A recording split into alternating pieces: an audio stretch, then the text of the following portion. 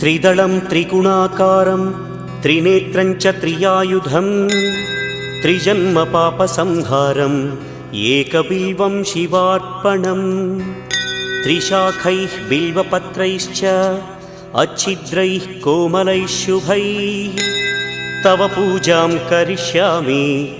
एकबिल्वं शिवार्पणम् कोटिकन्या महादानं तिलपर्वतकोटयः काञ्चनं शैलदानेन एकबिल्वं शिवार्पणम् काशीक्षेत्रनिवासं च कालभैरवदर्शनं प्रयागे माधवं दृष्ट्वा एकबिल्वं शिवार्पणम् इन्दुवारे व्रतं स्थित्वा निराहारो महेश्वर नक्तं हौष्यामि देवेश एकबिल्वं